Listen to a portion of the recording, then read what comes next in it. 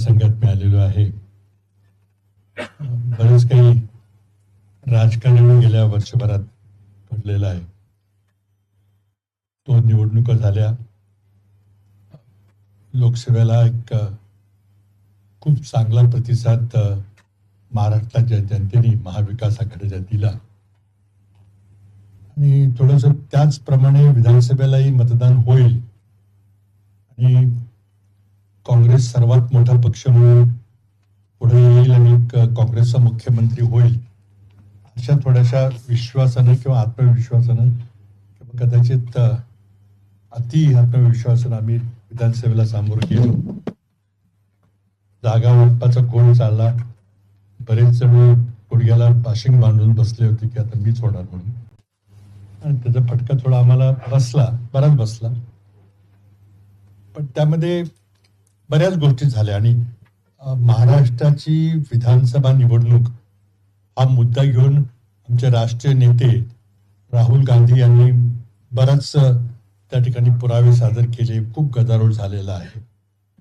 मुळातच हरियाणा आणि महाराष्ट्राच्या निवडणुका वेगवेगळ्या केल्यापासून मनात शंका निर्माण झाली की शेवटी निवडणूक आयोग हे कुणाकरता, जनतेकरता काम करते का सरकार करता, एका राजकीय पक्षाकरता काम करते, असा निर्णय झाला. आणि मला आठवते की जेव्हा सेशन निवडणूक आयुक्त होते ते म्हणायचे की I am the election commission of India. घटनात्मक ती पोस्ट आहे. आज हे इलेक्शन कमिशन हे भारत सरकारचं झालेलं आहे. त्यामध्ये फार मोठा फरक आहे. कारण निवडणूक आयुक्तांची निवड प्रक्रिया सरकारनं बदलून टाकलेली आहे. त्यामुळं सरकार नेमेल तो निवडणूक आयुक्त. आता पूर्वी देखील सरकारच नेमत होतं, पण मध्यंतरी उच्च न्यायालयानं हस्तक्षेप करून निवड प्रक्रिया अशा प्रकारे करावी म्हणून काही सूत्र मांडलं. त्यामध्ये पंतप्रधान, विरोधी पक्ष नेते आणि सरन्यायाधीश असं सूत्र मांडलं होतं. पण ते भाजप सरकारला, मोदी सरकारला काही मान्य झालं नाही. त्याने मग ती प्रक्रियाच बदलली. त्यामुळे आता भारत सरकार म्हणजे जे सत्तेत सरकार असतं ते सरकार निवडणूक आयोग नेमतं. त्यामुळे त्या निवडणूक आयोगाची विश्वासार्हता कमी झालेली आहे. आता पहिलं उदाहरण म्हणजे अचानक हरियाणा आणि महाराष्ट्राच्या निवडणुका हा वेगळ्या केल्या गेल्या. काही कारण नव्हतं. नेहमी ते एकत्र होत असत. पण कुठंतरी भाजपला राजकीय लाभ मिळवून देण्याकरता ते झालं. तिथून सुरुवात झाली. राहुल गांधींचा मोठा मुद्दा त्यांनी घेतला आणि त्याचे बरंच सादरीकरण केले की कशा प्रकारे मतदार याद्यामध्ये घोळ आहे. निवडणूक झाले, निकाल लागले, बऱ्याच अनपेक्षित निकाल लागले. विश्लेषण तुम्ही लोकांनी केलं, आम्ही अंतर्गत केलं की लाडक्या बहिणीचा किती फरक पडला किंवा आणखी काही लोकप्रियतेचे निर्णय, सरकारी पैशातून पैसे वाटले गेले, थेट पैशाचा वापर खूप मोठ्या प्रमाणात झाला. सगळ्या गोष्टी झाल्या नंतर ओबीसी मराठा त्यामध्ये वाद निर्माण करण्याचा प्रयत्न झाला आणि पोलरायझेशन तिथं झालं.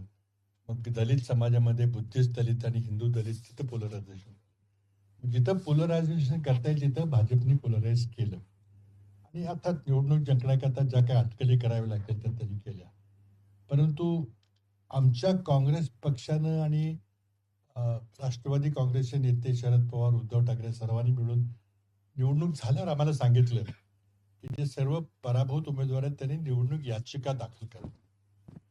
निवडणूक याचिकेचं काही होत नाही हे मला माहिती आहे. कारण मी बऱ्याच ठिकाणी मी जेव्हा प्रभारी होतो तेव्हा आम्ही लोकसभा निवडणुकीमध्ये निवडणूक याचिका केली होती. पण ते 5 वर्षात काहीच निकाल लागत नाही, कधीच लागत नाही.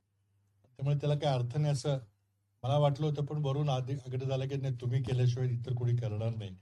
शेवटी आमच्या 51 लोकांनी विरोधी म्हणजे पराभूत झालेले महाविकास आघाडीचे उमेदवार आहेत त्यांनी हायकोर्टामध्ये निवडणूक याचिका ते ठराविक वेळेच्या आत 45 दिवसात आम्ही केलेली आहे. आता ते सुनावणी त्याची चालू आहे आणि माझी याचिका बॉम्बे हायकोर्टून कोल्हापूर बेंचला गेलेली आहे. त्यामुळे थोडंसं तिथं नवीन वकील वगैरे देणं हे चाललेलं आहे. त्यामध्ये मी माझ्या मतदारसंघापुरती मी माहिती बहुतेक मुंबईला किंवा इथं मी प्रस्तुत करेन की त्यात आमचा काय अनुभव आहे. आणि माझ्या मतदारसंघापुरतं बोलायचं झालं तर फार मोठ्या प्रमाणात डुप्लिकेट मतदार तिथे नोंदणी केली गेली, फार मोठ्या प्रमाणात. आणि ते नंतर मी तिथं थोडंसं ती यादी जी आम्हाला दिली जाते ती मशीन रिडेबल नाहीये. त्याला ती PDF फॉर्मॅटमध्ये मिळते. त्यामुळे मशीननी डुप्लिकेट नावं शोधणं कम्प्युटरने हे सहज शक्य नसतं. त्याला खूप उठाठेवी करावी लागते. ती आम्ही सगळी केली. काँग्रेस पक्षानेही महाराष्ट्राच्या सर्व 288 मतदारसंघामध्ये ती माहिती गोळा केलेली आहे. ते AICC मध्ये आमचे तामिळनाडूचे खासदार सेंथिल म्हणून आहेत, शशिकांत सेंथिल, ते माझे IAS अधिकारी आहेत. ते त्याचं काम दिल्लीला AICC मध्ये बघतायत. मी माझ्या मतदारसंघापुरतं मी पाहिलं काम आणि त्याचे मी आकडे प्रस्तुत करीन. त्यामुळं अर्थात एकदा निवडणुकीत निकाल लागला की मग सगळेच म्हणतात की माझ्यावर अन्याय झाला वगैरे असेल. पण तरी पण मुख्य मुद्दा असा आहे की निवडणूक आयोगानं जी डुप्लिकेट नावं आहेत ती काढली पाहिजे, ती काढली नाही. ते सहज शक्य आहे. संगणकाने आज इतके आपल्याकडे पॉवरफुल सॉफ्टवेअर वगैरे सगळे करणारी माणसं आहेत. निवडणूक आयोग का करत नाही? आज माझ्या मतदारसंघातले जे माथाडी कामगार वगैरे मंडळ आहेत ती बरीचशी माणसं, 50-60 हजार माणसं मुंबईला रजिस्टर्ड आहेत आणि माझ्या मतदारसंघात आहेत. आणि दोन्ही ठिकाणी मतदान करतात. कारण निवडणुका एकदम होत नाहीत. एकदा महापालिकेच्या असतात, पण जिथे महापालिकेला इथं करतात, मग आमच्या ग्रामपंचायत असेल किंवा विधानसभा असेल किंवा तिथं जाऊन करतात. तर काही ठिकाणी आमच्या सोयीस्कर असतं म्हणून आम्ही म्हणतो असू द्या, काय हरकत नाही. पण हे चुकीचं आहे की निवडणूक यादीमध्ये एका माणसाला एका ठिकाणीच आपलं मत नोंदवायचा अधिकार आहे. कुठेही करू शकता तुम्ही. कुठलाही माणूस भारतात कुठेही नाव नोंदवू शकतो. फक्त राहण्याचे पुरावे द्यायला लागतात. थोडीशी सकृतदर्शनी थोडी चौकशी करावी लागते. निवडणूक आयोग करणं अपेक्षित असतं. पण इतक्या मोठ्या प्रमाणात डुप्लिकेट वोटर्स काय आहेत? माझ्या मतदारसंघाचं जर सांगितलं, सगळी यादी वगैरे मी फॉर्मली एकदा प्रेस कॉन्फरन्स दाखवीन सगळ्यांना, पुण्यात दाखवीन, मुंबईत दाखवीन. पण माझ्या मतदारसंघामध्ये 12,000 मतदारांची नावं 48,000 ठिकाणी आहेत माझ्या मतदारसंघात फक्त, एकूण 3,15,000 मतदारांपैकी. आणि जर शेजारचे 5 मतदारसंघ मी धरले तर त्या प्रत्येक मतदारसंघातल्या 5,000 नावं कॉमन. एकूण जर पाहिली तर जवळजवळ 60-70 हजार माणसाची नावं डुप्लिकेट आहेत. मी ते सगळे नावं छापून सगळे दाखवून देत. त्याला तो भाग माहिती असेल, कराड परिसर, त्यांना ते गावाची नावं, बूथ वगैरे सगळं कळेल, त्यांना माहिती असेल. ते कोणी तपासायला हरकत नाही, कारण ते सगळी यादी मी ओपन ठेवलेली आहे. त्यामध्ये माझं एकच म्हणणं आहे की निवडणूक आयोगाची जबाबदारी आहे की मतदार यादी क्लीन असली पाहिजे. एकाचं नाव एकाच ठिकाणी पाहिजे, एकदाच मतदान करता आलं पाहिजे. बोटाला शाई लावते त्याला काही अर्थ नाही. ते लगेच ॲसिटोन वगैरे वापरून ते लगेच शाई पुसून टाकता येते. त्यामुळं मल्टिपल वोटिंग हे मोठ्या प्रमाणात झालेलं आहे. आता याचा पुरावा काय, तसं एका विशिष्ट लिमिटपेक्षा जास्त काही देता येणार नाही. पण एवढं आहे की मला मागच्या निवडणुकीपेक्षा जास्त मतं पडली तरी माझा पराभव झाला. कारण विरोधी पक्षाच्या माणसाला आणखी बरेच त्याच्यापेक्षा जास्त वाढली. कुठून वाढली, कशी वाढली? तर एक गोष्ट निश्चित आहे की डुप्लिकेट मताचा विषय फार गंभीर आहे. आणि आता नगरपालिकेच्या, महापालिकेच्या निवडणुकीला आपण सामोरं जातो. एका वॉर्डमध्ये जर 15, 20, 25 मतं जर डुप्लिकेट निघाली तर त्या वॉर्डचा निकाल सर बदलू शकतो, ग्रामपंचायतीमध्ये बदलू शकतो. तर हा आमचा निवडणूक आयोगावर आक्षेप आहे की तुम्हाला करता येणं शक्य आहे, पण तुम्ही मुद्दाम करत नाही, सत्ताधारी पक्षाला लाभ मिळावा. तर ती आता लढाई ही राष्ट्रीय पातळीवर राहुल गांधी लढतायत, आम्ही आमच्या पातळीवर, लोकल पातळीवर लढू.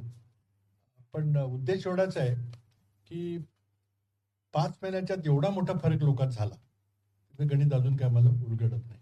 त्यामुळे काही गोष्टी आता फक्त लाडक्या बहिणीमुळे झाला काय एवढा, तर आम्हाला वाटत नाही इतका मोठा झाला. नक्की झाला थोडासा फरक, पण निवडणुकीचा निकाल इतका मोठा बदलेल किंवा भाजपचा स्ट्राईक रेट जवळजवळ 89% होईल, असा काही त्यात लाडक्या बहिणीचा काही फरक नव्हता.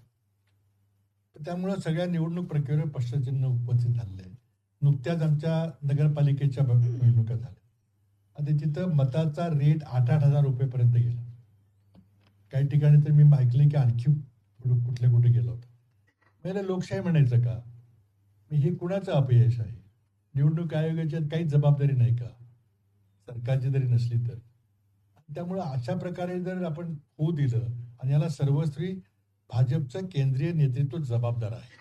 महाराष्ट्रात आज जे काही चाललेलं आहे ते काही कोणाला माहीत नाही किंवा केंद्रात माहीत नाही असं नाही आहे.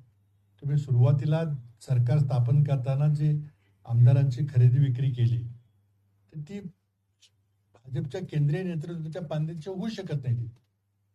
आणि हे सगळे सिस्टम करप्ट करायला कारणीभूत एक व्यक्ती आहे, वरचे एक दोन माणसं आहेत.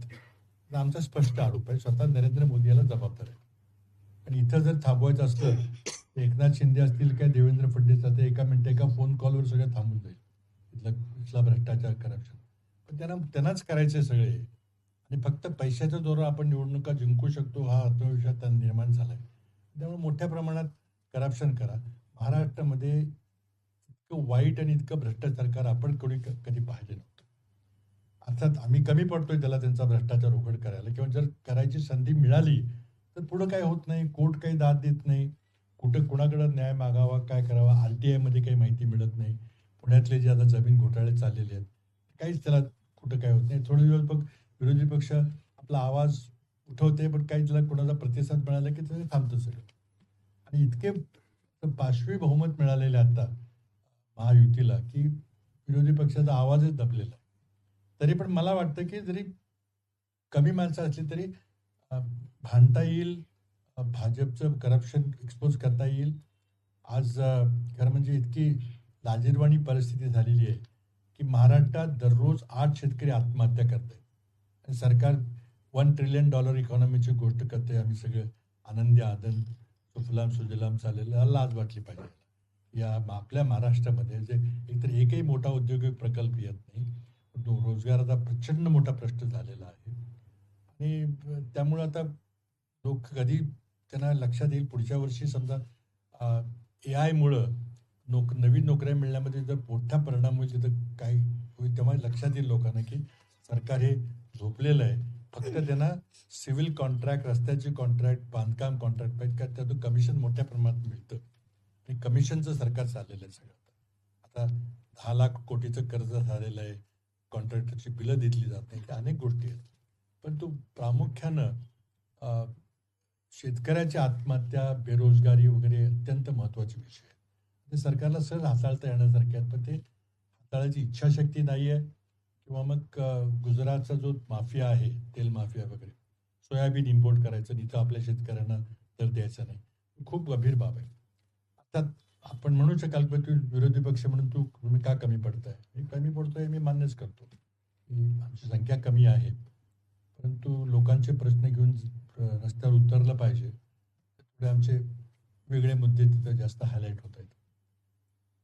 परंतु शेवटी विरोधी पक्ष जर प्रभावी नसेल तर त्या लोकशाहीला काय अर्थ राहत. आज आपली अशी परिस्थिती आहे की जर विरोधी पक्षांनी जर आपला पुन्हा आवाज जर जनतेपर्यंत पोहोचवायला जर आम्ही कमी पडलो तर मग आम्ही सुद्धा त्या लोकशाहीच्या हत्येमध्ये सहभागी होत असं म्हणावं लागेल. आज एक खूप विदारक परिस्थिती झालेली आहे. त्यामध्ये काही घटना घडतायत, काही बद्दल मी बोललो थोडंसं, बरेच कुतूहल निर्माण झालं. खूप लोक मला प्रश्न विचारतात तुम्ही कशा आधारावर काही बोलला. मुद्दा मी काही ठिकाणी कराडला एका पत्रकार परिषदेत बोललो होतो या पुढच्या महिन्यापर्यंत कदाचित मराठी माणूस पंतप्रधानपदी बसू शकेल. त्याचं का बोललो, काय बोललो, तर ते बऱ्याच ठिकाणी मी स्पष्टीकरण दिलेलं आहे. आपल्याला पाहिजे असेल तर इथे आणखी मी करू शकेन स्पष्टीकरण. पण 1-2 दिवस थांबून 19 डिसेंबरपर्यंत काय होतं आपण बघूया. 19 डिसेंबर का महत्वाचे ते मी सांगेन. दिल्लीमध्ये एक महत्वाचा विषय केंद्र सरकारने कालच घेतलाय आणि तो म्हणजे माझ्या दृष्टीने जरा महत्वाचा आहे कारण मी ते खातं हाताळलेलं आहे. तो म्हणजे अणुऊर्जा खातं जे आहे त्यामध्ये एक निर्णय असा घ्यायचा चाललेला आहे की अणुऊर्जा निर्मिती विषय जो आहे तो संपूर्णपणे भारत सरकारने सार्वजनिक कंपन्यांच्या मार्फत करावा असा आपला कायदा आता आहे, विद्यमान कायदा. त्या कायद्यामध्ये आज मोदी सरकारने त्या कायद्यामध्ये बदल करून त्यामध्ये खाजगी क्षेत्राला शिरकाव करू द्यायचा निर्णय घेतलेला आहे. काल कॅबिनेटने निर्णय घेतला आहे आणि आज ते विधेयक संसदेमध्ये मांडलं गेलेलं आहे. आणि त्याचबरोबर जर आपण बाहेरून अणुभट्ट्या विकत घेतल्या आणि त्या अणुभट्टीमध्ये काही दोषपूर्ण काही माल आला असेल, त्यातून जर काही अपघात झाला, तर आण्विक भट्ट्यामध्ये अपघात ही काही साधी गोष्ट नाही. ते ॲटोम बॉम्ब फुटल्यासारखं तो असतो. त्यामुळं मग किती माणसं त्यामध्ये जातील किंवा किती पर्यावरण नुकसान होईल फार मोठा विषय आहे. तसं काही घडलं तर नुकसान भरपाई कोणी द्यायची? त्यांनी अणुभट्टीचं सामान पुरवलं त्या परदेशी कंपनी द्यायची का अणुभट्टी चालवतो आणि वीज निर्माण करतो ती भारतीय सरकारची कंपनी त्यांनी द्यायची? बद्दल मी पार्लमेंटमध्ये विधेयक मांडलं होतं. त्यामध्ये मी असं त्या ठिकाणी मांडणी केली होती की जगात एकमेव देश भारत असा एक देश की ज्या देशामध्ये भोपाल गॅस ट्रॅजेडीसारखा ॲक्सिडेंट झाला होता. त्यामध्ये हजारो माणसं मृत्युमुखी पडली होती आणि काहीतरी अपंग झाले होते आयुष्यभराकरता. आणि तो माणूस तो युनियन कार्बाईडचा जो अमेरिकन माणूस होता तो गेला पळून. आणि मग सगळी नुकसान भरपाई द्यायची पाळी आपल्यावर तरी काही थोडे पैसे दिले.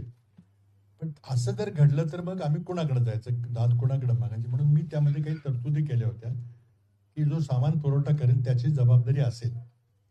तर ते अमेरिकन सरकारला ते मान्य नव्हतं. त्यांचं म्हणणं आहे की आम्ही समजा ₹100 माल पुरवला तर आम्ही ₹100 नुकसान भरपाई देऊ.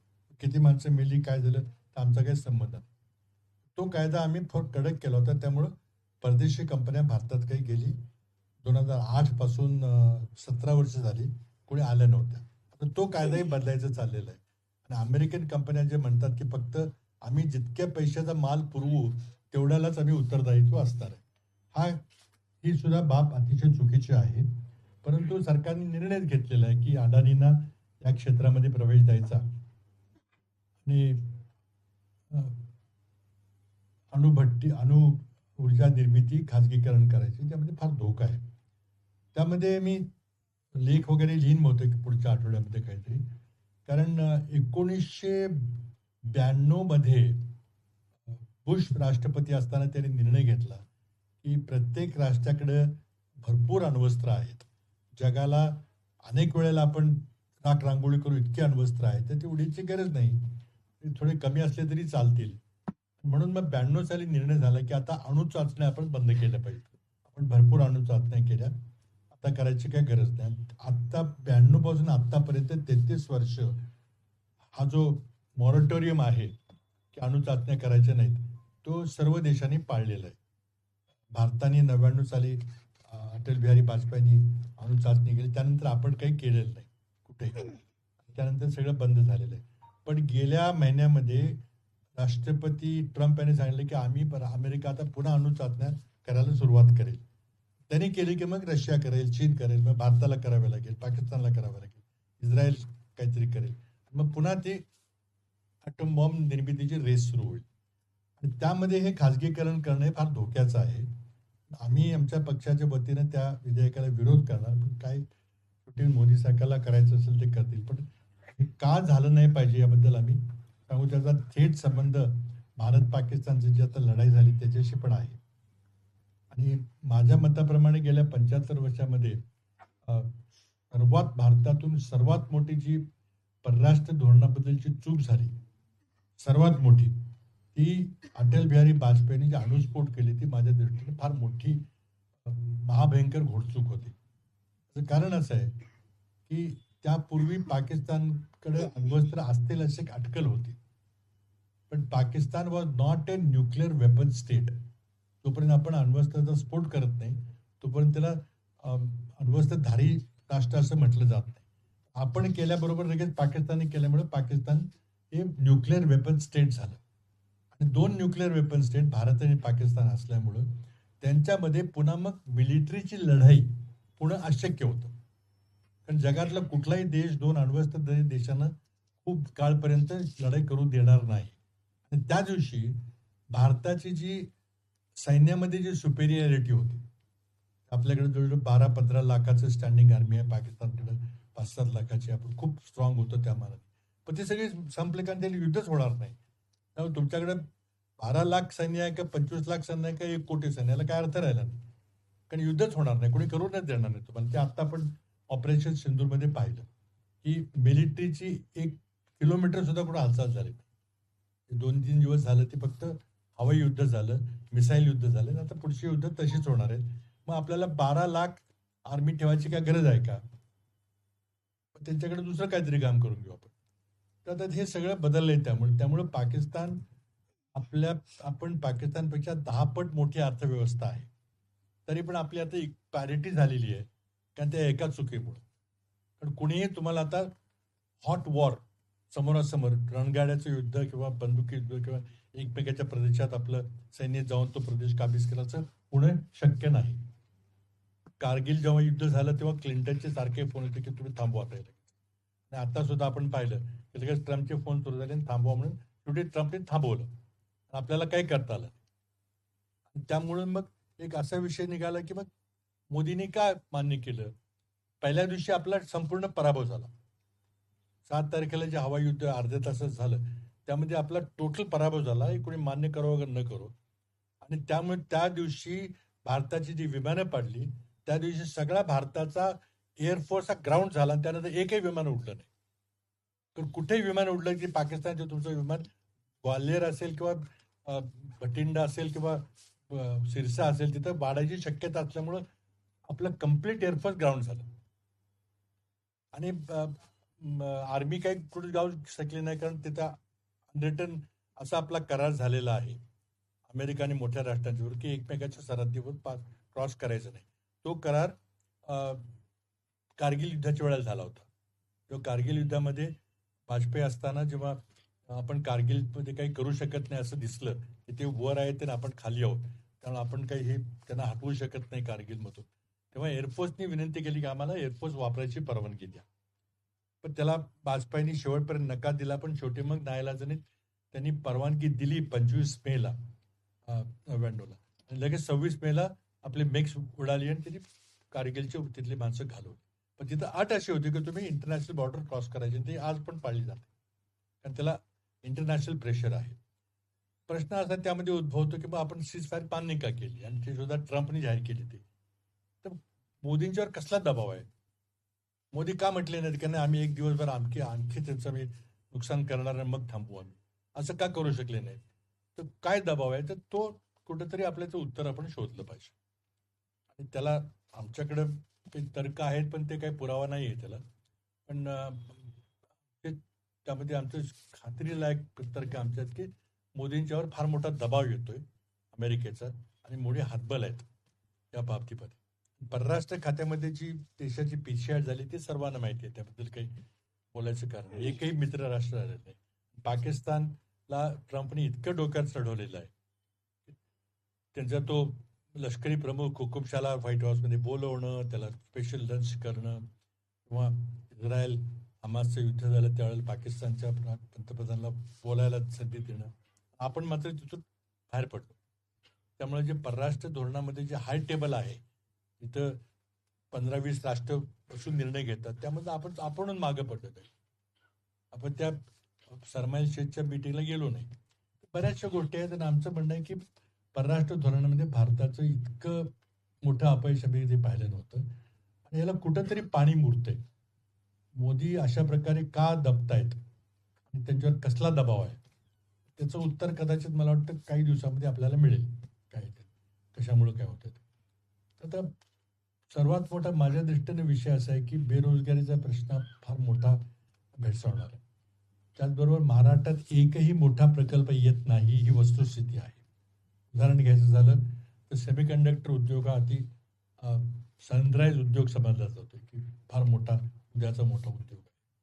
आणि भारतामध्ये एकही सेमीकंडक्टर उद्योग नव्हता, फॅब्रिकेशनचा नव्हता. तो करण्याकरता भारत सरकारने फार मोठी सबसिडी दिली, म्हणजे हजारो कोटीची सबसिडी दिली की जो येईल त्याला आम्ही इतके रुपयाची सबसिडी देऊ. आणि त्यामध्येच मग टाटाने जे 857 कोटी रुपये जे भाजपला निवडणूक निधी दिला, तो कधी दिला? तर जेव्हा भारत सरकारने निर्णय घेतला की आम्ही 44,000 कोटीची सबसिडी सेमीकंडक्टर उद्योगाला देऊ, हा निर्णय मार्चमध्ये घेतला, आणि एप्रिलच्या पहिल्या आठवड्यामध्ये टाटानी चेकनी त्याच्या इलेक्ट्रॉल बॉन्डनी भाजपला 857 कोटी रुपयाचा निधी दिला. आता ह्याला निधी म्हणायचं का लाच म्हणायची, या प्रत्येकाने उत्तर शोधलं पाहिजे. पण हे सगळं रेकॉर्डवर आहे, एकही त्यातली काही अतिशयोक्ती नाही आहे. त्यामुळं मोदी सरकारने पुन्हा लायसन्स राज आणलेला आहे. PLI म्हणून जी योजना आहे, प्रॉडक्टिव्हिटी लिंक्ड इन्सेंटिव्ह, की ते सबसिडी कोणाला द्यायची हे भारत सरकार ठरवतं. तुम्ही अर्ज करायचा, मला सेमीकंडक्टरमध्ये किंवा इलेक्ट्रॉनिक मॅन्युफॅक्चरमध्ये किंवा इथं मला असा असा उद्योग उभा करायचा आहे, मग तो द्यायचा का नाही तो मोदी ठरवणार. कारण त्यामध्ये खूप मोठी सबसिडी आहे. म्हणून एका दृष्टीनं पुन्हा एकदा जे लायसन्स राज मनमोहन सिंगने बंद केलं होतं ते पुन्हा सुरू झालेलं आहे. त्यामध्ये प्रश्न असा होतो की महाराष्ट्रात एकही मोठा उद्योग का येत नाही. टाटा हेडक्वार्टर्स हे मुंबईला आहे. टाटा गुजरातमध्ये प्रकल्प काढतात, आसाममध्ये काढतात, मुंबईला, पुण्याला, इथं तळेगावला, पिंपरी चिंचवडला का काढत नाही, कोल्हापूरला का काढत नाही किंवा नागपूरला का काढत नाही.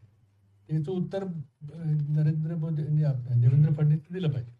आणि त्याचा थेट संबंध युवकांच्या रोजगाराशीच निगडीत आहे. एका बाजूला आर्टिफिशियल इंटेलिजन्स म्हणून नोकऱ्या मिळतील का नाही मिळतील हा मोठा प्रश्न निर्माण झाला. दुसऱ्या बाजूला मोठे उद्योगच आले नाहीत तर रोजगाराची संधी कोण देणार. आणि छोटे लघु उद्योग जे आहेत त्यामध्ये GSTचा घोळ केलेला आहे. अगदी नोटबंदीपासून सगळे घोळ करून तो सगळे स्मॉल स्केल इंडस्ट्री मारून टाकलेली आहे. त्यामुळे प्रश्न महाराष्ट्रातले अनेक आहेत. प्रचंड मोठा कर्जाचा डोंगर उभा केलाय आणि अत्यावश्यक सेवा ज्या आहेत त्यांच्याकडनं त्यांना काही पैसे मिळत नाहीत. कारण 10 लाखाचं कर्ज झालंय, त्यावर व्याज भरावं लागतंय, हप्ते भरावे लागतात, पेन्शन आणि पगाराचा खर्च आहे. त्यामुळे विकासाकरता फार कमी पैसे राहतात. त्यामुळं सरकार आपली पाठ तरी थोपटून घेते की नाही आमचं सगळं चांगलं चाललेलं आहे. आणि त्यामुळं प्रश्न महाराष्ट्रात देखील अनेक आहेत. सहज गोष्टी घेतल्या तर आपण मेट्रो बऱ्याच ठिकाणी चालू आहे. तर मेट्रोचा पर किलोमीटर कॉस्टमध्ये का फरक येतो. नागपूर मेट्रोचा जो खर्च आहे तो पुणे मेट्रोमध्ये ठीक आहे, जमीन अधिग्रहणाचा फरक थोडा असू शकतो. मेट्रो बांधण्याच्या खर्चामध्ये का फरक आहे. किंवा समजा UPने 13 एक्सप्रेसवे बांधलेले आहेत, किती अंतर आहे, किती लेनचे आहे, ते सगळी माहिती आहे. आपण समृद्धी महामार्ग केला तर त्या समृद्धी महामार्गाची पर लेन किलोमीटर कॉस्ट जर काढली तर महाराष्ट्रात इतकी जास्त कॉस्ट काय येते. ते पण भाजपचं सरकार, हे पण भाजपचं सरकार आहे. समृद्धी महामार्गाचा जो एरिया आहे तो काही UPपेक्षा फार वेगळा नाहीये. फार डोंगरी आहे किंवा फार तिथं बोगदे करायचं असं काही नाहीये. मग एवढा मोठा फरक का. तर त्यामध्ये मग सगळा जो घोटाळा आपण बघतो की शक्तीपीठ सरकारचा फक्त लक्ष आहे की रस्ते बांधा, PWDचे कॉन्ट्रॅक्ट द्या, आणि त्यातून कमिशन काढणं फार सोपं असतं. आणि कमिशनखोरी सरकार आहे. प्रचंड मोठी महाराष्ट्राची लूट चाललेली आहे. आणि त्यामुळं महाराष्ट्राचे जे पर कॅपिटा इन्कम आहे, दरडोई उत्पन्न आहे, त्यामध्ये आपला 11वा नंबर होत आहे, आणखी खाली घसरला. मोठे उद्योग येत नाहीत, रोजगार मिळत नाही, शेतकरी रोज आत्महत्या करतायत. आणि सरकार सुजलाम सुफलाम वगैरे म्हणतंय आम्ही फार चांगले मोठे झालो, 1 ट्रिलियनच्या जाहिराती येतात पानभराच्या. काय त्याला अर्थ आहे. अगदी म्हणजे फार सरकारकडून फार मोठा अपेक्षा भंग झाला. इतकी मोठी बहुमत असल्यामुळं तुम्हाला चांगले निर्णय घेता आले असते, काही लोकांचे प्रश्न सोडवता आले ते, पण सोडण्यामध्ये सरकार पूर्णपणे अपयशी. एक गोष्ट ती मी वेळेवर काढू त्यामध्ये करू, परंतु पब्लिक अकाउंट्स कमिटी असेल ती कुठं काही घेत नाही. कुठं ज्या प्रकारे सरकारची स्थापना झाली त्यामध्ये सर्वोच्च न्यायालयाने निर्णयच दिला नाही. हे जे घडलंय ते पक्षांतर बंदी कायद्याचं उल्लंघन झालंय का नाही. आणि त्यामुळे लोकशाहीचा गळा घोटण्यामध्ये सगळ्यांनी, नरेंद्र मोदीपासून सगळ्या लोकशाहीच्या ज्या संस्था आहेत त्या सगळ्यांचा त्यामध्ये हात आहे. आणि त्यामुळं हे कम्प्लिटली इन्स्टिट्यूशनल कॅप्चर ज्याला म्हणतात, संविधानिक संस्थाला त्या सगळ्या हस्तगत केले गेलेलं आहे. त्यामुळे लोकशाहीचा ढाचा दिसतोय पण आत्मा मारून टाकलाय, आत्मा राहिलेला नाही. त्यामुळं आता आमच्या समोरचं मोठं आव्हान असं की लोकशाहीला पुन्हा कसं जिवंत करायचं आणि लोकांना न्याय कसा द्यायचा लोकशाहीच्या माध्यमातून, तो प्रयत्न चाललाय. फार आम्हाला यश आलं असं मी म्हणणार नाही, पण आम्ही प्रयत्न करत राहणार. ते काय असेल ते. बाकी प्रश्न बरेच आहेत. कुठे कारण नसताना वंदे मातरम सारखे विषय घेऊन लोकसभेचा वेळ दिला जातो, पण चर्चा मात्र विधेयकावर कधी होत नाही. झाली पाहिजे. आणि मग रेटून नेऊन आवाजी बहुमतावरून सगळे विधेयक पास करून सरकारला जे पाहिजे ते करायचं चालू. अत्यंत विदारक परिस्थिती आहे. त्यातून आता काय मार्ग निघेल का त्याची वाट बघायची आहे. काही आंतरराष्ट्रीय घटना ज्या घडलेल्या आहेत त्याच्याबद्दल मी थोडा उजळता उल्लेख केला होता. त्या घटना ज्या आहेत परदेशात घडतात त्याचे परिणाम आपल्या राजकारणावर होतील का, असा एक प्रश्न, हायपोथेटिकल प्रश्न उपस्थित केला होता.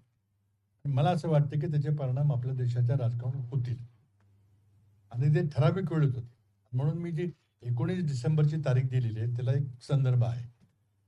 त्या दिवशी काहीतरी मोठा स्फोट होईल, त्याचा भारतावर किती परिणाम होईल ते पाहायचंय. मला वाटतं की होईल, पण तरी शेवटी मी एक राजकीय विश्लेषण आहे आणि एक्झॅक्टली काय घडते ते 19 तारखेला आपल्याला कळेल. बाकी मला वाटतं काही निवडणुका, आपल्या स्थानिक निवडणुका चालू झालेल्या आहेत. वेळापत्रक थोडं विचित्रच आहे, त्यामुळं प्रचाराची वेळ आपली जी नेहमी 24 तास आधी आपण प्रचार बंद करत ती आता पुढे ढकललेली आहे आणि फार गलथान कारभार चाललेला आहे. नगरपालिकेच्या ज्या निवडणुका झाल्या, इतका गलथान कारभार निवडणूक आयोगाकडे होईल अशी अपेक्षा नव्हती. अर्ज परत घ्यायची आणि छाननी होण्याची तारीख संपल्यानंतर 4 दिवसांनी चिन्ह वाटप झालं, लगेच 4 दिवसांनी निवडणूक प्रचार संपून लगेच निवडणूक घेतली गेली. विचित्र आहे, कारण निवडणूक आयोग जी स्वायत्त संस्था पाहिजे ती आता सरकारच्या हुकुमाखाली, आदेशाखाली चालते. दिल्लीची निवडणूक आयोग प्रक्रिया आणि महाराष्ट्रातली प्रक्रिया दोन्ही त्याच प्रकारे चालले. त्यामुळे लोकांचा या प्रक्रियेवरून विश्वास उडत चाललेला आहे. आणि मला वाटतं मोदीने हेच पाहिजे की लोकशाहीमध्ये विश्वास नष्ट करायचा आणि मी सगळं चांगलं करेन, मला सगळं माहिती आहे आणि मी देशाचं सुजलाम सुफलाम करून काहीतरी बोगस घोषणा करायचं की 1947 साली आमचा देश विकसित राष्ट्र होईल. कुणीही त्याच्याबद्दल चर्चा करायला पुढे येत नाही. कसं होईल, काय तुमची विकसित राष्ट्राची कल्पना काय, आणि म्हणून बोगस जाहिराती द्यायच्या की आमचं विकसित होईल. हे इतकं बोगस आहे की आत्ताच्या विकास दराप्रमाणे होऊ शकत नाही. तर तुम्ही व्याख्या देत नाही की विकसित म्हणजे काय, आणि फक्त जाहिराती द्यायच्या पूर्ण पानाचे की आमचं सगळं काही चांगलं होणार आहे आणि स्वतःला विश्वगुरु म्हणायचं. जगातले लोक हसतात सगळे तिथे. 80 कोटी लोकांना तुम्हाला अन्नधान्य पुरवल्याशिवाय त्यांना जगवता येत नाही आणि तुम्ही विश्वगुरु याची गप्पा मारताय. पण तरी शेवटी आता मोदी आहेत, त्यांना निवडणुकीमध्ये विजय मिळवायची अटकल त्यांना लक्षात आली. आमच्या काही चुका झालेल्या आहेत, होत आहेत अजून. त्यामुळे आता चाललेले आता मार्ग कसा काढायचा आमच्या समोर प्रश्न आहे. मी बरेच वर्ष ज्यांनी राजकारण बघले ते थोडंसं वेदना होतात की कुठे देश आपला निघाला, काय आपली क्षमता आहे, काय करू शकतो, काय करतोय. अशा पार्श्वभूमीमध्ये आम्ही आज आहोत. आम्ही आमची जबाबदारी काही झटकून टाकत नाही. आमच्या चुका होत आहेत. आम्ही ज्या प्रकारे प्रभावीपणे विरोधी पक्ष म्हणून काम केलं पाहिजे, इंडिया आघाडीला एकत्र घेऊन केलं पाहिजे पुढे, तिथं आम्ही कुठेतरी कमी पडतोय ह्याची आम्हाला जाणीव आहे. पण त्यातून आम्ही अंतर्गत आत्मपरीक्षण करून त्यात काय बदल करता येईल ते करायचा आमचा प्रयत्न चालेल. धन्यवाद. काय असेल तर मग तुमच्यावर आपण चर्चा सुरू करू.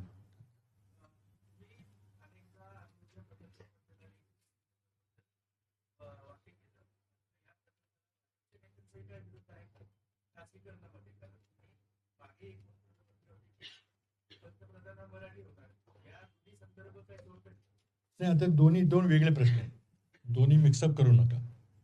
अणुऊर्जेच्या बाबतीमध्ये खाजगीकरण करण्याचा निर्णय काल सरकारने घेतलेला आहे. घेणार असे म्हणत होते, पण काल विधेयक मांडलेलं आहे, तर आता त्यावर चर्चा होईल. माझा वैयक्तिक त्याला विरोध आहे, कारण मी जवळजवळ 7-8 वर्ष त्या खात्याचं काम पाहिलेलं आहे आणि मनमोहन सिंग सरकारनं भारत अमेरिका अणु करार जो केला तो एक ऐतिहासिक करार होता आणि त्या कराराचे आपल्याला फायदे चांगले मिळालेले आहेत. आपला अणु ऊर्जा विभाग चांगलं काम करतोय, पण त्यामुळं खाजगीकरण करणं हे आत्ताच्या परिस्थितीत फार धोकादायक आहे. कारण ट्रम्पने आम्ही पुन्हा अणु चाचण्या सुरू करू अशी घोषणा केलेली आहे आणि त्यामुळे पुन्हा वस्त्रांची चढावट पुन्हा सुरू होईल, पुन्हा देशाला जगाला धोका निर्माण होईल. त्यामुळे तो विषय जो आहे तो वेगळा विषय आहे की त्याला आमचा विरोध आहे. पण शेवटी मोदींना जे पाहिजे ते होईल, कारण त्यांचं खूप मोठं पार्श्वी बहुमत आहे. त्या आठवड्यामध्ये बहुतेक ते तो कायदा पास करतील, दोन्ही कायदे पास करतील. हा एक वेगळा विषय आहे. दुसरा विषय जो तुम्ही म्हटला तो वेगळा विषय आहे, त्याचे संदर्भ वेगळे आहेत. तो म्हणजे मी काय बोललो की काही बदल घडतील असं एक राजकीय विश्लेषण आहे, तो वेगळा आहे. त्यामध्ये कुठल्या विषयाबद्दल बोलायचं सांगा. मी पण मला त्याच्यामध्ये आणखी एक जोडायचं, अदानी हा कॉमन फॅक्टर आहे का? अजून पुरावा तसा नाहीये. अदानीचा अणु ऊर्जा निर्मितीमध्ये सगळं खाजगीकरण केल्यानंतर अदानीला द्यायचं चाललंय ते तर उघड आहे. पण ह्या दुसऱ्या गोष्टीमध्ये त्यांचा काही डायरेक्ट संबंध आहे का माहिती नाही. आता हे काय भानगड आहे, मी 19 डिसेंबर का म्हणतोय किंवा मी जेव्हा बोललो होतो की काही बदल घडतील, एक विश्लेषण आहे की मला असं वाटतं की जर बदल घडले तर मग मराठी माणसाला संधी मिळू शकते महिन्याभरात. तर हे महिनाभर का, तारीख का दिली मी, त्याचं विश्लेषण थोडंसं मी सांगू इच्छितो. बऱ्याच लोकांनी माहिती घेतली असेल. अमेरिकेमध्ये घटना घडली आणि घटना घडली म्हणजे बरेच दिवसापासून घडत होती की 1995-96च्या सुमारास एक अमेरिकेतला एक उद्योगपती नाव जेफ्री एप्स्टीन, ह्या माणसानं एक पुढे येऊन एक तो प्रकाश होतात आला 1995-96 पासून. नंतर पुढं काही वर्षानंतर असं लक्ष 2000च्या सुमारास लक्ष की हा माणूस काहीतरी बेकायदेशीर गोष्टी करतोय, विशेषतः सेक्स ट्रॅफिकिंग करतोय असं लक्षात आलं. आणि त्या सेक्स ट्रॅफिकिंगमध्ये सुद्धा लहान मुली 13 ते 15 वर्षाच्या मुलींना घेऊन आणि काही राजकीय नेत्यांना त्यामध्ये गुंतवून आणि त्यांना हनी ट्रॅपमध्ये गुंतवून आणि त्यांचे चित्रीकरण, फोटो, व्हिडिओ काढायचा प्रयत्न करतोय असे उघडकीस आलं. काही लहान मुलींनी तक्रारी केल्या कोर्टामध्ये, कोर्टाने चौकशी केली, त्यामध्ये तथ्य सापडलं. त्या जेफ्री एप्स्टीन नावाच्या माणसाला शिक्षा झाली 13 महिन्याची. नंतर पुन्हा आणखी काही मुली पुढे आल्या की आमच्या एक्सप्लॉयटेशन, सेक्शुअल एक्सप्लॉयटेशन केलं लहान मुलींनी, असं त्याच्या पेरेंट्सनी तक्रारी वगैरे केल्या.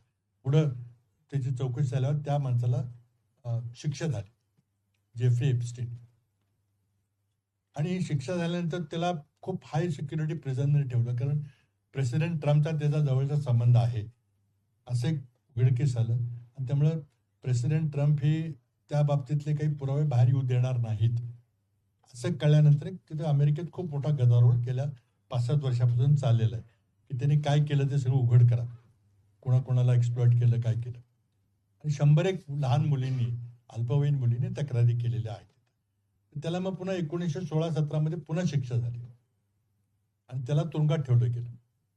आणि हा फार पॉलिटिकली फार संवेदनशील विषय आहे म्हणून त्याला न्यूयॉर्कच्या हाय सिक्युरिटी प्रिझनमध्ये ठेवलं. अगदी व्हिडिओ कॅमेरे, एका सॉलिटरी सेल, काही कोणाला काही करता येणार नाही. पण ऑगस्ट 2019 मध्ये त्याचा मृत्यू झाला तुरुंगामध्ये. आणि अमेरिकन सरकारने जाहीर केलं की ह्याने आत्महत्या केली. आता त्याचे व्हिडिओ कॅमेरे सगळे होते, लोकांनी सगळे तपासले, तर नेमके 2 मिनिटाचा व्हिडिओ कॅमेरा त्यावेळेस बंद होता त्या ठिकाणी तो मेला त्या ठिकाणी. कारण बऱ्याच लोकांचं म्हणणं की याचा खून केला, तो मोठ्या राजकीय मोठ्या व्यक्तींनी खून केला कारण माहिती येऊ नये म्हणून. आणि हिलरी क्लिंटन त्या सेक्रेटरी, त्यांचंही नाव घेतलं गेलं की त्यांनी कुठेतरी करावला गेला. पण ऑगस्ट 19 मध्ये हा माणूस मेला. आणि त्यांनी जे व्हिडिओ चित्रीकरण केलं होतं ते सगळे पुरावे अमेरिकेच्या कायदा मंत्र्याकडे गेले. आता कायदा मंत्री कोण आहेत प्रेसिडेंट ट्रम्पचे, ते पॅम बॉन्डी नावाच्या बाई आहेत, म्हणजे त्याचा अटॉर्नी जनरल म्हणतात. सगळे कागद त्यांच्याकडे आहेत. आणि त्यांनी एका पत्रकार परिषदेत सांगितलं की या जेफ्री एप्स्टीनची जी क्लायंट लिस्ट आहे, म्हणजे त्यांची जी गिराईक आहे त्याची यादी माझ्याकडे सगळी आहे. कुठल्या राजकीय माणसाला त्यांनी गुंतवलं होतं ते. मग पुढे प्रेसिडेंट ट्रम्पनी त्यामध्ये हस्तक्षेप केला आणि ते काही कागदपत्र खुले करायचे नाहीत असा तिला आदेश दिला. तर त्याचेच कायदा मंत्री आहे त्यामुळे त्यानं ते मान्य केलं. मग ती म्हटली नाही आता आम्ही काही कागदपत्र जाहीर करणार.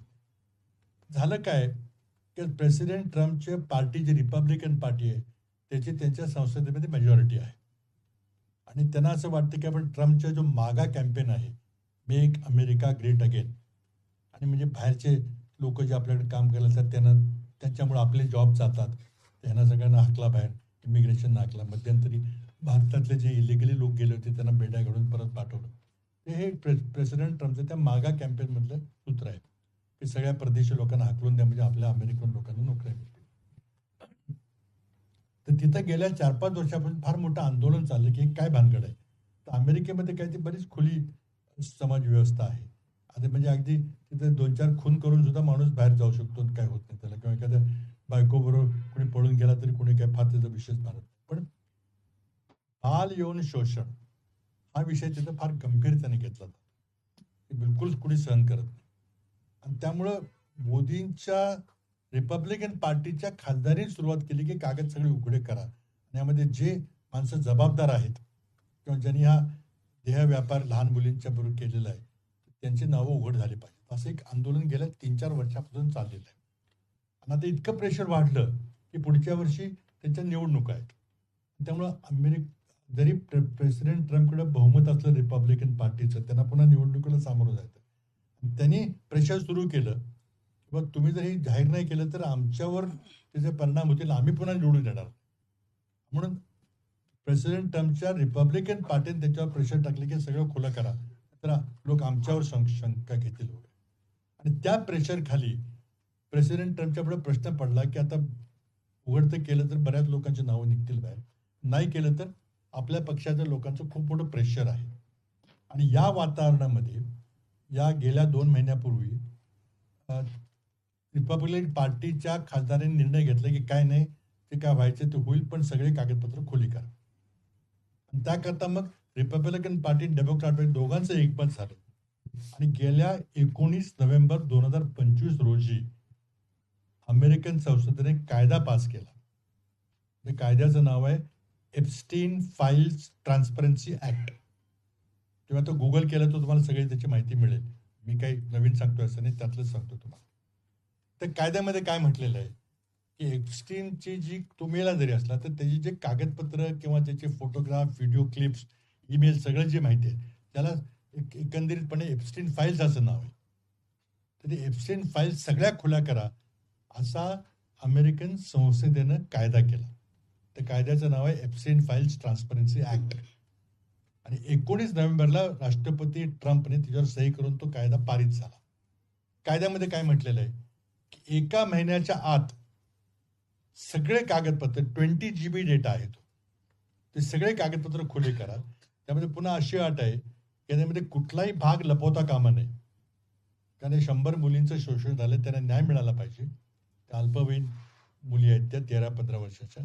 आणि त्यामुळे किती मोठा राजकीय पुढारी असेल किंवा मोठी सेलिब्रिटी असेल किंवा फिल्म स्टार असेल किंवा उद्योगपती असेल, हे सगळ्यांचे नाव बाहेर करा आणि एकही नाव गुप्त ठेवता कामा नये असं त्या कायद्यात म्हटलेलं आहे. आता त्यामुळं आणि 1 महिन्यात करा असं म्हटलेलं आहे. 19 नोव्हेंबरला कायदा पास झाला, 19 डिसेंबरला 1 महिना पूर्ण होईल. त्यामुळे 19 डिसेंबर तारीख. त्यातल्या आता त्यांनी काल परवा काही कागदपत्र रिलीज केले. त्यामध्ये 90,000 फोटोग्राफ रिलीज केले. ते आता लोकांचं तपासत चाललेत. 20,000 ईमेल रिलीज केले, बाकी आता होणार आहेत. तर त्यामध्ये एक अशी चर्चा तिथं सोशल मीडियावर चाललेली आहे की काही मोठ्या लोकांची नाव आहेत. कोण कोण मोठे लोक आहेत? एक बिल क्लिंटन, अमेरिकेचे पूर्व राष्ट्रपती, त्यांचा इतिहास लोकांना माहिती आहे. मोनिका लेविन्स्की प्रकरण काय झालं होतं ते त्यांचं नाव आहे.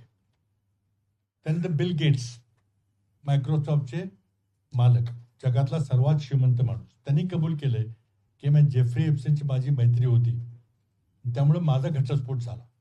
आता बिल गेट्सने कबूल केलं. आणि ते माहिती आहे आपल्याला की बिल गेट्स आणि मेलिंडा गेट्सचा घटस्फोट झालेला आहे. त्यानंतर इंग्लंडचे राजकुमार प्रिन्स अँड्र्यू, आता सध्या जे प्रिन्स किंग चार्ल्स म्हणून जे राजे आहेत त्यांचा धाकटा भाऊ, त्याला ड्यूक ऑफ यॉर्क अशी पदवी आहे, शाही पदवी आहे. तर त्याच्यावर आरोप झाला की तो सुद्धा या सेक्स स्कॅन्डलमध्ये इन्व्हॉल्ड होता. तर त्यांनी नंतर मग ते ज्या मुलीने आरोप केले, नाव घेतलं की हा माणूस म्हणजे माझ्यावर त्यांनी अत्याचार, त्यांनी $15 मिलियन सेटलमेंट केली. त्या मुलीला $15 मिलियन दिले प्रिन्स अँड्रूनी. आणि मग तडजोड केली, मग बाहेर नाव घेऊ नका माझं वगैरे काय ते झालं. आणि तिकडे मग इंग्लंडमध्ये परत गेल्यावर किंग चार्ल्सने आपल्या धाकट्या भावाच्या सगळ्या शाही टायटल्स काढून घेतल्या. ड्यूक ऑफ यॉर्क म्हणून टायटल ती काढून घेतली. तो राजघराण्याचे काही संबंध नाही असं जाहीर केलं. तो आज सामान्य नागरिक म्हणून जगतोय. आता त्यांनी काही कबूल केलं नाही, पण पैसे दिले, वस्तुस्थिती आहे. प्रेसिडेंट ट्रम्पचे खूप फोटोग्राफ तिथं त्या जेफ्री एप्स्टीन बरोबरचे आहेत. आणि त्या वातावरणामध्ये अनेक राष्ट्रांचे मोठी राजकीय व्यक्ती, मोठ्या उद्योगपती, मोठे सेलिब्रिटी हे आहेत अशी चर्चा सोशल मीडियावर आहे. त्याचबरोबर इस्रायलचे माजी पंतप्रधान इहॉक बेरेड त्यांचं नाव आहे. खूप मोठ्या लोकांचे नाव आहे. आता 19 तारखेला काही नावं प्रकट होणार, म्हणून 19 तारीख महत्वाची. आणि ते कोणी लपवणार नाही नाव, जे असेल ते येईल. फक्त कोर्टाने एवढं म्हटलेलं आहे की त्या लहान मुलींची नावं देऊ नका, त्यांच्या आयुष्याचा प्रश्न आहे. तर तेवढंच फक्त काढून टाका. समजा एखादा फोटोग्राफ असेल तर त्या मुलीचा चेहरा फक्त काळा करा. म्हणजे मुलीचं कोण आहे ती ओळखली जाणार नाही. ते स्वाभाविक आहे. आपण कधी इथं भारतात देखील आपण अशी काही घटना घडली बलात्काराची तर आपण आयडेंटिफाय करत नाही कोणाला, कारण ते आयुष्यभर तो कलंक राहतो. ते सोडून एकाही माणसा त्यात कायद्यात म्हटलेलं आहे. आणि तुम्ही आता गुगल जर केलं, एप्स्टीन फाईल्स ट्रान्सपरन्सी ऍक्ट म्हणून जर गुगल केलं तर सगळी माहिती तुम्हाला आता सहज मिळेल. त्यामध्ये अगदी म्हटलेलं आहे की किती मोठा व्यक्ती असला कुठल्याही देशातला तरी त्याचं नाव लपवायचं नाही, कारण त्या मुलीला न्याय मिळाला पाहिजे. आता तिथल्या सोशल मीडियावर चर्चा अशी आहे की भारतातले काही नाव आहे, तर ती नावं आहेत. आता आहेत नावं. मी एवढं बोललो होतो की त्यातली 3 लोक आजी माझी खासदार आहेत भारतातले. 3 लोकांची नावे कोण आहेत ते 19 तारखेला कळेल असेल. आणि मग जर त्याचा जर मोठा परिणाम भारताच्या राजकारणावर झाला, अगदी मोठा म्हणजे वरच्या पातळीवर, मग मग बदल होऊ शकतो. अगदी नंबर 1 पदामध्ये बदल होऊ शकतो. आता नंबर 1 मध्ये बदल झाला तर काही बारामतीचा कोण होणार नाही किंवा कराडचा कोण होणार नाही, कारण आमच्याकडे बहुमत नाही. होणार कोण तर भाजपचाच कोणतरी होईल. भाजपचे जे तुमच्या समोर आता तुम्ही विश्लेषक आहात राजकीय, कोण दिसतंय भाजपचं नाव? म्हणून मी मराठी म्हणून म्हटलं होतं. हे माझं राजकीय विश्लेषण आहे. पण 19 तारखेला काही घडेल असे मला आमच्या सूत्राकडून माहिती आहे की काही भारतातली नावं आहेत, ती महत्वाची नावं आहेत. आता बघा, मी काही आधी तोंडाने बोललेलो नाही काही, कारण हे करणं योग्य नाही. कुठं माझे भानगड काहीतरी आपण नुकसानीच्या दावावर करतील काहीतरी. पण मी एवढंच म्हटलं की मराठी माणूस होऊ शकतो. आता कसा होईल? 1 नंबर तिथं पद मोकळं झाल्याच्या होईल का? पद का मोकळं होईल? आता ते सांगतो ना मी. आता हा तर्क आहे की होऊ शकतं म्हणून. समजा ते त्याच्यामध्ये नसतील तर ते पद मोकळं होणार नाही होणार, मग नाही होणार. मग नसतील तर ठीक आहे. आता मी म्हणतोय की होईल असं म्हणतोय. आता ते तर्क आहे. कसा तर्क आहे की होणार भाजपचाच, आमचा तर काही होणार नाही कोणी इंडिया आघाडीचा. भाजपमध्ये तो कोण माणसं आहेत पुढं?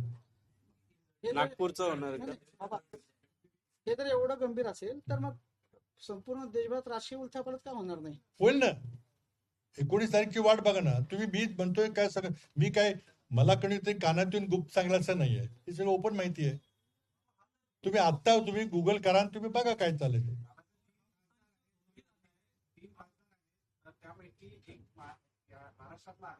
नाही हे बघा, मी जेवढं बोलले तेवढं माझ्या तोंडात शब्द काढू नका. मी काय म्हटलं की त्यामध्ये आजी माझी 3 खासदारांची नाव आहेत. आजी माझी 3 खासदार. खासदार असतील किंवा आणखी त्याच्यापेक्षा मोठ्या पदावर असतील. खासदार तर आहेतच ना. आणि होते एक होते आणि 2 आहेत. त्यामुळे ते आता 19 तारखेची वाट बघूया. मग तर नाही, ते आपण कधी आंतरराष्ट्रीय पेपर वाचत नाही. अमेरिकेत काय चाललं त्याच्यात तुम्ही कोणी दाद घेत नाही. त्याला आता काय करायचं? आपली वाचन संस्कृती काय झाली आपण बघतोय. सोशल व्हॉट्सअपवर बघून आपण सगळे ठरवतो. पण म्हणून मी सांगतो ना, तुम्ही गुगल करा ना. तुम्ही फक्त 1 नंबरवर भर देताय, 2 नंबर पण त्यात सहभागी. नाही, मी 1 नंबरवर बिलकुल बोललेलो नाही काही. मी फक्त एवढंच म्हटलं की बदल होण्याची शक्यता आहे. त्यात तुम्ही काय त्याचा अर्थ काढायचा तो काढा.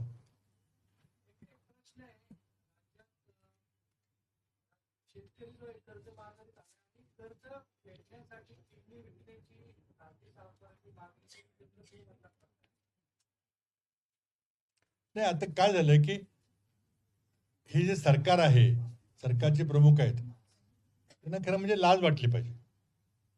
महाराष्ट्रात दररोज 8 शेतकरी आत्महत्या करतात.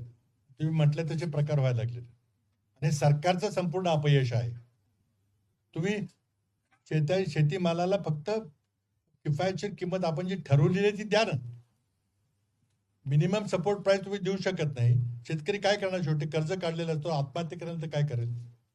आणि आज तुम्ही महाराष्ट्र नंबर 1 राज्य म्हणून म्हणता. 8 शेतकरी महाराष्ट्रात आत्महत्या करते. त्याचं कुठल्या राज्यात असं घडत नाही? तुम्हाला त्याचा काय फरक पडत नाही?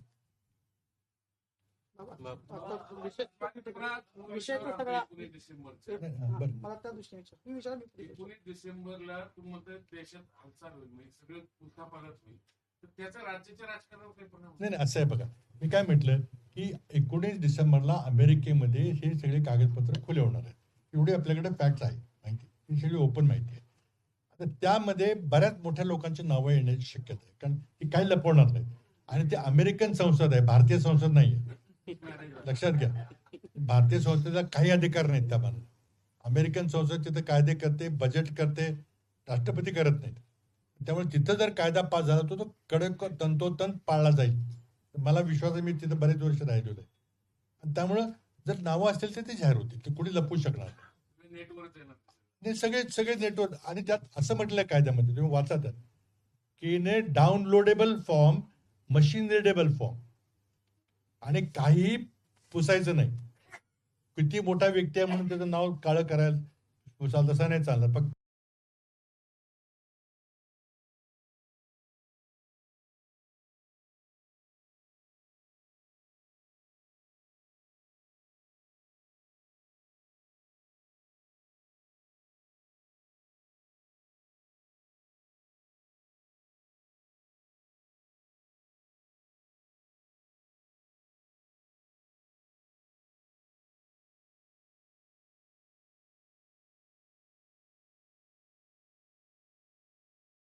त्यांनी त्याला मोठं करण्यामध्ये मदत केली. तो खूप श्रीमंत झाला. त्याचे पॅरिसमध्ये, न्यूयॉर्कमध्ये, फ्लोरिडामध्ये मोठे मोठे महाल होते. तिथं तो सगळ्यांना घेऊन जायचा आपल्या खाजगी विमानानं. तिथे हे सगळे चाळे चालायचे. त्यांनी त्याचं एक बेट विकत घेतलंय, त्याचं स्वतःच्या मालकीचं बेट आहे. त्या मालकीवर सगळं बऱ्याचशा गोष्टी आहेत, तिथं सगळ्या कोटलेल्या आहेत. आणि प्रत्येक खोलीमध्ये अत्यंत अत्याधुनिक कॅमेरे लावले होते, फोटो सगळे काढलेले आहेत. अगदी हजारो लक्षावधी फोटो आहेत, ते उद्या त्याला प्रकट होतील. ते नाशिकला ते थोडंफार गडबड झाली ते तशा प्रकारचे, ते फार छोटंच होतं. म्हणजे दाबलं. ते आपल्याकडे दाबलं जातं, तिथं नाही दाबलं. आणि थोड्या वेळापूर्वी आपण जे काही विश्लेषण केलं म्हणजे देशातली आणि राज्यातली एकूण राजकीय स्थिती, त्याच्यामध्ये तुमच्या बोलण्यातून बऱ्याच गोष्टी आल्या की काही ठिकाणी आम्ही कमी पडलो. तर याचं विश्लेषण तुम्ही कसं, म्हणजे काय नक्की कुठं कमी पडला, एक दुसरी गोष्ट, आणि जे भाजप जे काही काँग्रेस मुक्त म्हणत होते ते काँग्रेस युक्त झालं, ही जी काही लोक गेलेली ती त्याला कारणीभूत आहेत. आता जी काही परिस्थिती झालेली आहे, आपल्याला माहिती की अग्रेशन जे पाहिजे विरोधी पक्षाकडून ते होताना दिसत नाही. तर इथं आपण कमी पडतो का, आणि तुमच्या दृष्टीने काय याच्यामध्ये? मी ते कबूल केलं नाही की आम्ही कमी पडतो, एक वस्तुस्थिती आहे. आमच्या इथं संख्या फार कमी पडते. ते काय झालं, ही निवडणुकीनंतर जे अचानक असा जो निकाल लागला, आमची संख्याच कमी झालेली आहे. आवाज तिथं साधं विरोधी पक्ष नेतेपद पण दिलं जात नाही. दादागिरी त्यांची आहे सगळी. आणि ज्याला मुख्यमंत्री जबाबदार आहेत, मुख्यमंत्री अध्यक्ष आणि सभापतीच्या आड लढतात की त्यांना निर्णय घ्यायचा. बिलकुल खोटा आहे ते. हा सगळा निर्णय मुख्यमंत्र्यांनाच घ्यायचा आहे. शेवटी काही सभापती आणि अध्यक्ष त्यांच्या विरोधात काही स्वतंत्र काही वागणार नाही. एक परंपरा आपल्याकडे आहे की जरी किती छोटा विरोधी पक्ष असला तरी आपण विरोधी पक्ष नेतेपद देतो, त्याला काही अधिकार देतो, त्याला काही साधनं पुरवतो, त्याला कॅबिनेटचा दर्जा दिला जातो, विरोधी पक्षाला बसायला एक कार्यालय मिळतं. ही एवढी साधी गोष्ट आहे. पण जर तुम्हाला करायचं नसेल तर मग शेवटी सांगा की नाही करणार म्हणून. आता पण नाही केलेलं. पण आम्ही कमी पडलो त्याचे अनेक कारण आहेत. आमचं अंतर्गत विश्लेषण चालू आहे. पण माझं स्वतःचं वैयक्तिक मत असं आहे की आम्ही लोकांचे प्रश्न घेऊन लढलं पाहिजे. आता संविधान बचाव, तिरंगा यात्रा, जय हिंद यात्रा हे ठीक आहे. त्यामध्ये फक्त काँग्रेसचे लोक झेंडा घेऊन पुढे येतात, बाकी सामान्य जनता जोडत नाही, विशेषतः युवक बिलकुल जोडत नाही. तर युवकांना जोडण्याकरता आम्ही कमी पडलोय. शेतकऱ्यांचे प्रश्न आहेत, आम्ही त्या अग्रेसिव्हली मांडायला पाहिजे ते मांडलेले आहेत. बेरोजगारीचे प्रश्न आहेत, आणखी औद्योगिकरण होत नाही, बागा असलेल्या भागामध्ये काही फरक पडत नाही. आज नागपूरला, अमरावतीला, नांदेडला इंजिनिअरिंग कॉलेज आहेत, पण सगळे मुलं पुण्याला येऊन तिथे काम करतात, कोणी परत जात नाही. हे असं लॉपसाइडेड डेव्हलपमेंट झाले, ते करण्यामध्ये आपण कमी पडलो. सरकारचं लक्ष फक्त मोठे महामार्ग बांधणं, त्यामध्ये कमिशन घेणं, एवढंच चालेल. हे सगळं उघड आहे, त्यामध्ये काही लपून ठेवायचं काही कारण नाही. अधिक कॉन्ट्रॅक्टर ठरतो. 52 जण होते. सगळ्यात तुमचे जे काही प्रमुख नेते आहेत राहुल गांधींच्या संधी. त्यांनी 52 नेत्यांच्या सह्या होत्या त्याच्यात. सगळ्यांचं पत्र पाठवलेलं होतं पक्ष नेतृत्वाबाबत. आता तुमचं मत काय आहे? नाही 52चं मला माहिती नाही कधी. हा, तर ते आम्ही होतो त्या, म्हणजे मी पण होतो त्यात. ते खूप जुनी गोष्ट आहे ती. मला वाटतं 3-4 वर्ष झाली. काय स्थिती आहे? आता बघा आमच्या पक्षामध्ये काही चर्चा चालू आहे, पण आता त्याबद्दल काही मी बोलणार नाही. आमची चालू आहे चर्चा किंवा आपण बिहारचे इलेक्शन झाल्यानंतर चिंतेचं वातावरण निर्माण झालं का आपण केलं. कर्नाटकमध्ये थोडासा वाद चाललेला आहे, तो आपण का मिटवू शकत नाही. अशी काही चर्चा आमच्या अंतर्गत चालू आहे. मुलभूत जमीन वाटपावर विरोधक आवाज काय होत होता? कुठल्या मोंडवा. सगळं एवढं झालं, पाच पॉवरचं नाव. नाव घेतल्यामध्ये रिटर्न करत त्याच्या FIR मध्ये नाव पण नाहीये. चौकशी तर केली पाहिजे. आता ते मांडले आमच्या विधिमंडळामध्ये लोकांनी काही मांडलेलं आहे, पण आता किती प्रभावीपणे मांडले मला काही ते माहिती नाही. असं टाकल्यासारखं झालं. म्हणजे कोणी आंदोलन करत सगळेच मॅनेज केले ना. ज्यांच्या संस्था आहेत त्यांच्यावर टांगती तलवार आहे की तुम्हाला ED लावतो, तुम्हाला CBI लावतो. त्यामुळे ज्यांच्या संस्था आहेत त्यांचा आवाज थोडासा क्षीण झाला. उगाच भानगड आपल्या मागे लागेल काहीतरी. असे फार थोडे आहेत आमच्यासारखे की आमच्या काही संस्था नाहीत, काही नाही. आम्ही बोलू शकतो. म्हणजे एवढं बोलायचं कोणाला धाडच नाही ना आता. पवार फॅमिलीने एवढं काय वाटत नाही. दादांना सत्तेत घ्यायचं, पुन्हा चेक ठेवायचा, चेक अँड बॅलन्सचं राजकारण खेळत राहायचं इलेक्शनच्या. तर ते त्या पक्षात काय चाललं आता मी बोलणार नाही. काल पवार साहेबांनी सर्व पक्षीय लोकांना निमंत्रण दिलं होतं त्यांच्या वाढदिवसाच्या निमित्ताने. सगळे आले होते. अडाणी होते, आमचे लोक, राहुल गांधी, प्रियंका गांधी होत्या, अजित पवार होते. म्हणजे ते एक पॅचअप झालेलं आहे असं दिसतंय कधी. पवार फॅमिली एकच आहे. अच्छा, तुम्ही बघता ना, मी आता काय सांगितलं पाहिजे का? म्हणजे पॉलिटिकल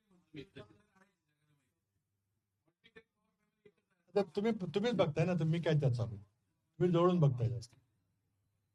चिन्मय. ceasefire चा उल्लेख केला. हा. मोदींवर दबाव आहे असं म्हणाला. पण समोर ते हातबल आहे. हो, त्याचा संदर्भ आहे 19 डिसेंबरची तारीख. असू शकतो, पॉसिबल. ते उद्या कळेल 19 तारखेला. माझा तर स्पष्ट आरोप आहे की त्यांच्यावर दबाव आहे. आणखीन एक उदाहरण द्यायचं झालं तर इस्रायल हमासचं युद्ध चाललंय. एक मिसाईलचा खर्च $10 मिलियन आहे. इस्रायलकडे जेवढे मिसाईल होते ते संपत गेले. पुन्हा नवीन विकत घ्यायची पाळी आली. आर्थिक परिस्थिती बिकट झाली. मोदी 10 फेब्रुवारीला अमेरिकेला गेले. तिथूनच डायरेक्टली 500 मिलियनची ऑर्डर इस्रायलला दिली. डायरेक्ट. ती गरज होती का? भारताला ती शस्त्र पाहिजेत का माहिती नाही.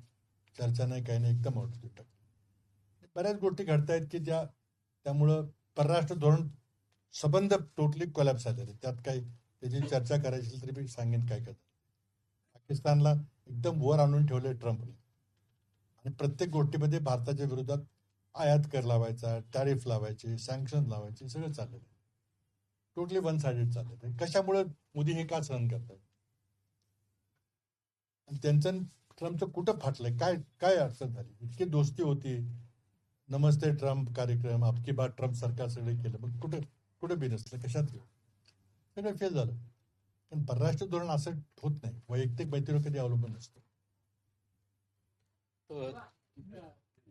मोदी सरकार 2014 पासून मोदी पंडित जवाहरलाल नेहरू पर समय पर उनके कार्य क्षेत्र पर प्रशंसा ये करती है.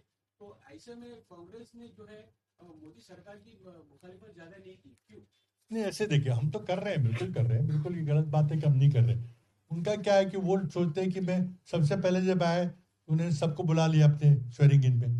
ऐसा लगा कि मैं बहुत पीस मेकर बड़ा हूँ, मेरे को नोबेल प्राइज मिल जाएगा. सबकी नजर होती है नोबेल प्राइज मिलेगी, पीस प्राइज मिलेगा. लेकिन बाद में वो सब एक एक गलतियां होती गई और पता चला कि सब खोखलापन है. क्योंकि विदेश नीति जो है उसके लिए 20,000 लोग हमारे उसमें काम करते हैं, फॉरेन अफेयर्स. तो उनको तनख्वाह देते हम काय को देते? इतना आसान अगर विदेश नीति होती कि जाके गले मिलने से सब ठीक हो जाएगा, तो फिर तो इसकी जरूरत नहीं थी किसी. इसे मैंने कहा कि आर्मी की आज जरूरत नहीं, क्योंकि लड़ाई होगी नहीं हमारी पाकिस्तान से. ये सब गड़बड़ हो गई है विदेश नीति की. तो ये तो पूरा फेलियर है विदेश नीति का. तो इसलिए वो पंडित नेहरू को नीचा दिखाकर अपने कुछ ऊंचाई बढ़ेगी ऐसी कोशिश कर. व्हेरी फार केविलवाणी प्रयत्न आहे तो.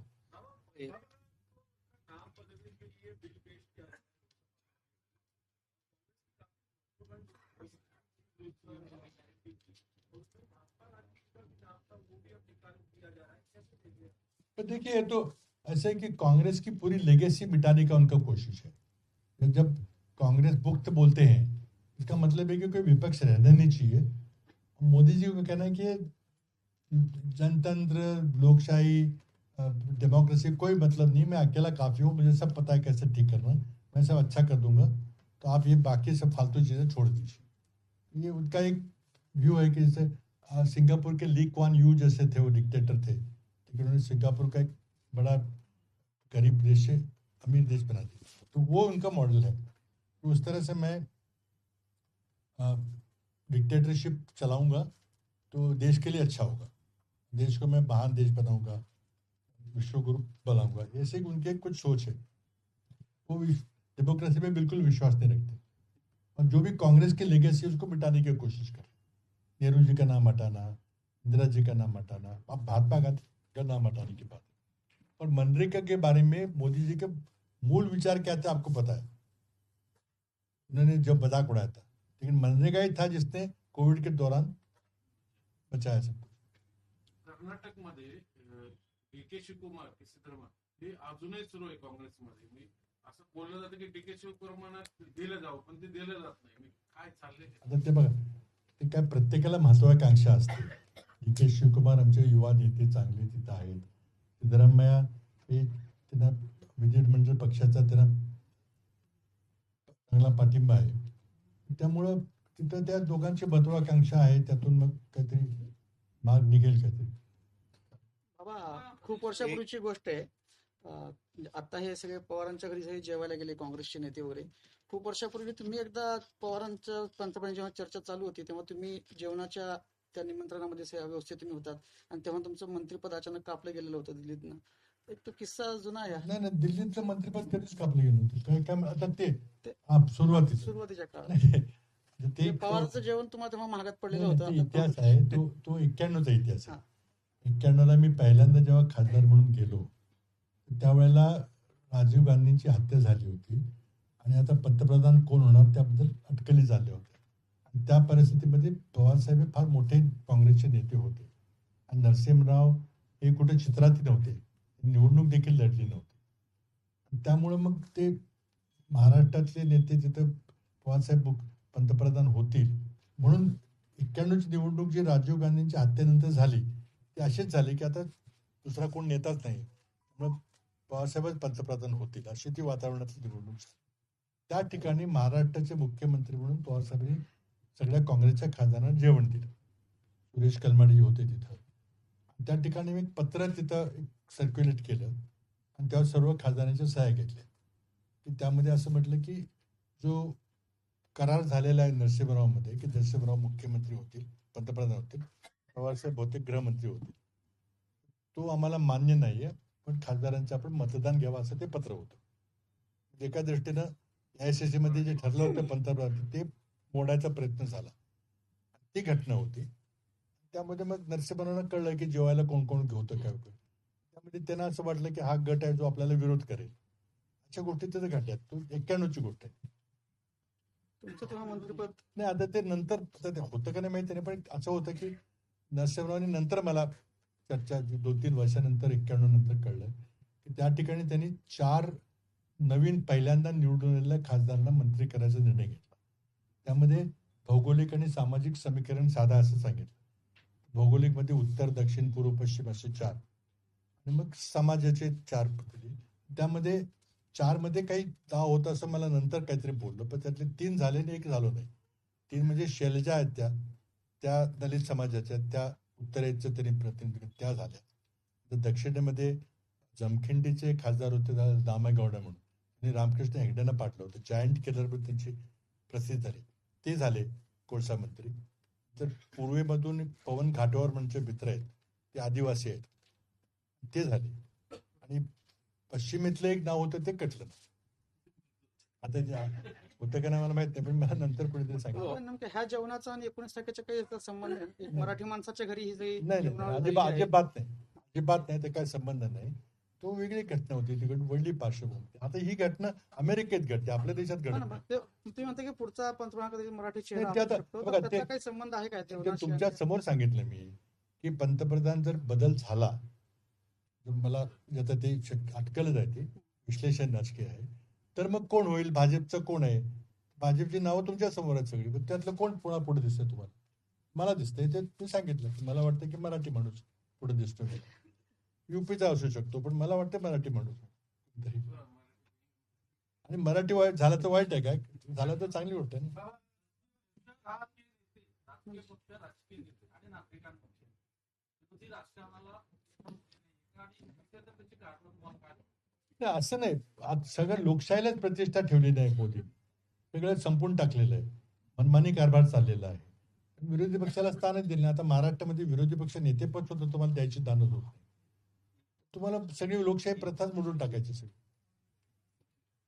पुणे श्रमिक पत्रकार संघाच्या वार्तालाप कार्यक्रमासाठी माजी मुख्यमंत्री आणि काँग्रेसचे ज्येष्ठ नेते पृथ्वीराज चव्हाण आज उपस्थित राहिले. याबद्दल पुणे श्रमिक पत्रकार संघातर्फे मी त्यांचे आभार मानतो. आपण सर्वजण या कार्यक्रमाला उपस्थित राहिले त्याबद्दल